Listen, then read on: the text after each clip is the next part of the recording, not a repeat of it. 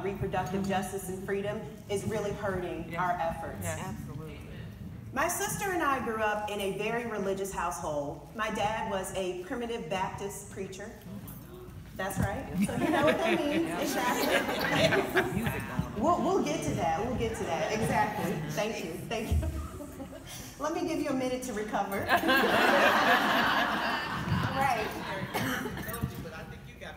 Oh, yeah, absolutely, yes. So my dad was a primitive Baptist minister, grew up in Florida, so that's the South.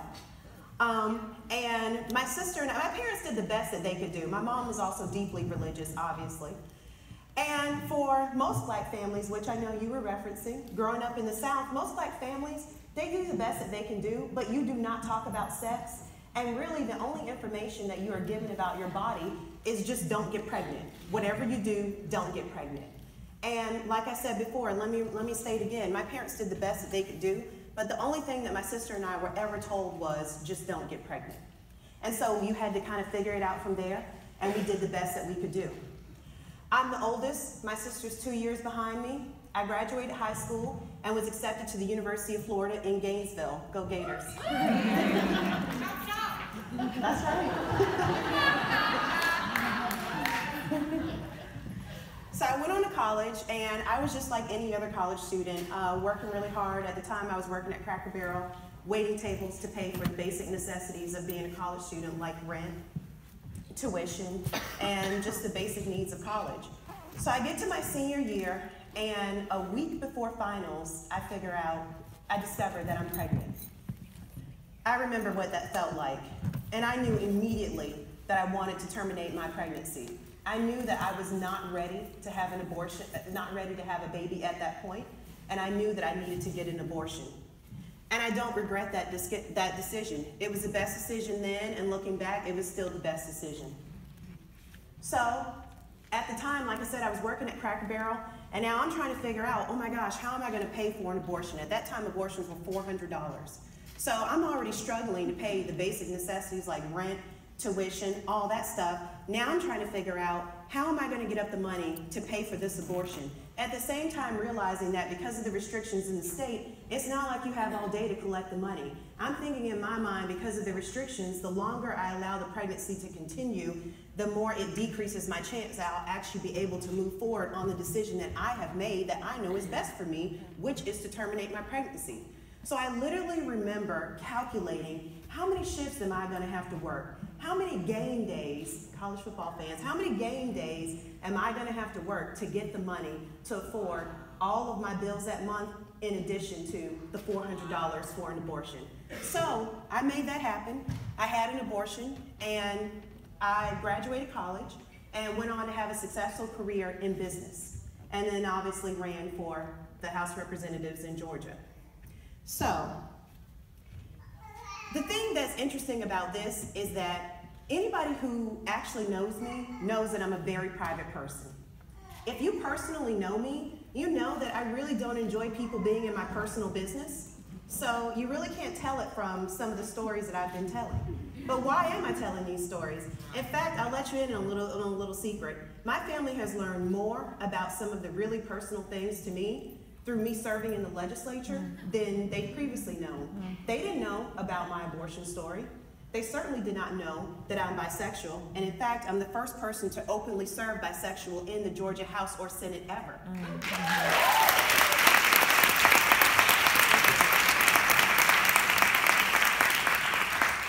These are things that not even my family knew. So why am I letting you all into my personal business? Why am I telling you my personal business when it really is antithetical to my natural personality? Well, I'm telling you for two reasons. Number one, because visibility is important. Legislators need to understand, and they need to be able to put stories with the faces of the rights and justice that we seek on these issues. Legislators need to understand the impact of the policies that they advance or do not advance. And you cannot do that by hiding your stories. Visibility is important, and we need to start telling our stories. The second reason I tell my story, and I share all this personal business, is because I really want you to understand that continuing to move forward and advancing respectability politics when we fight for reproductive justice and freedom, is hurting the cause. So let me say that again. Continuing in this space and moving forward with respectability politics is really hurting our cause with reproductive justice and freedom. So what is respectability politics? Well, respectability politics in the general sense is when you prioritize getting mainstream acceptance over fighting for and advocating for the unique needs of your group or community.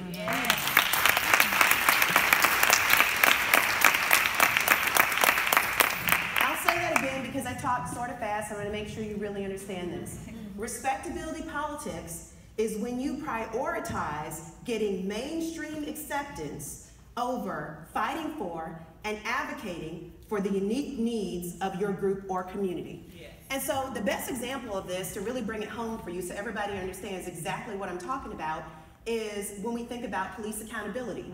If you have grown up black in this country, it is the fight for police accountability and the fight for justice in African American communities and communities of color when it comes to police is not a new issue.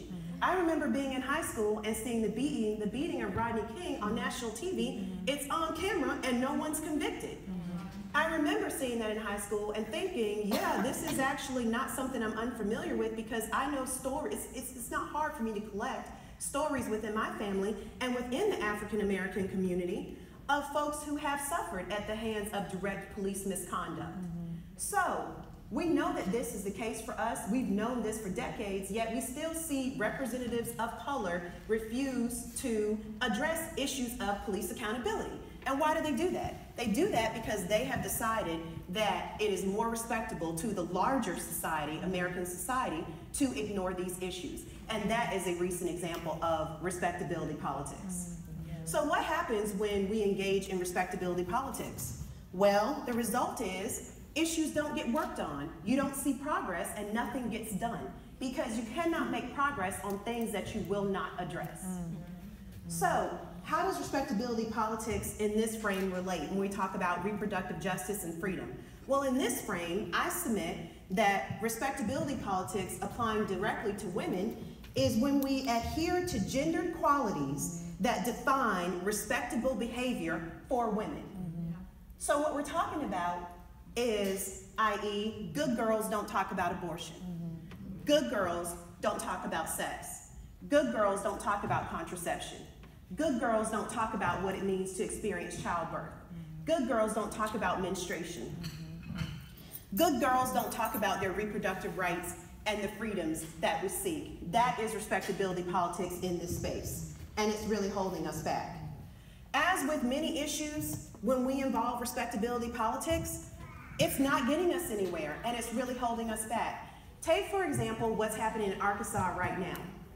The Supreme Court decided not to hear a case where the Arkansas legislature decided to pass a bill that outlaws abortion by pill.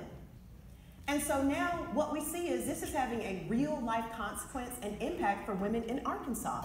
Planned Parenthood is literally having to call up women and say, listen, I know that I talked to you 2 weeks ago and you qualified and we had you scheduled to come in and receive pills so that you could move forward with your decision to have an abortion, but now the government has interceded and decided that you no longer qualify for that.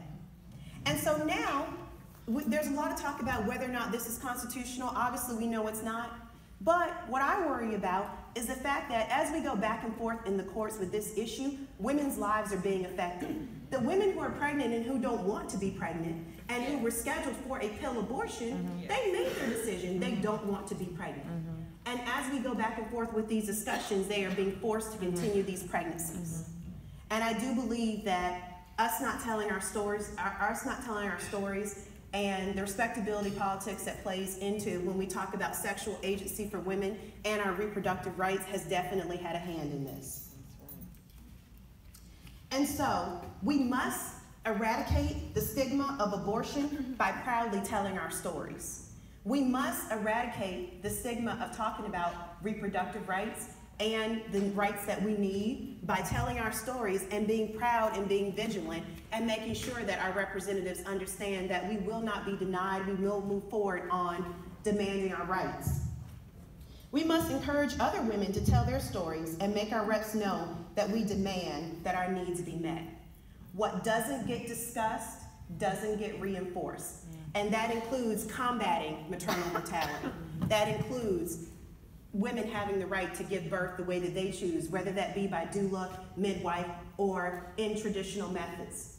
That includes access to all types of birth control. That includes whatever reproductive freedoms that we know that we need. It includes all of it. And the list goes on and on.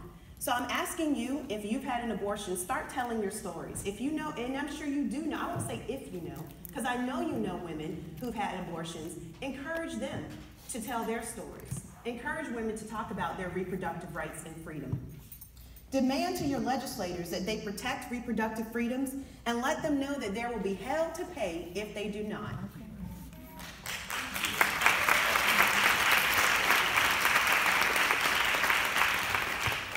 Women, this is about us. We have no other choice. And what I want you to take away from this speech and remember is that it is our duty to fight for our freedom. That's right. It is our duty to win. Thank you. That's right.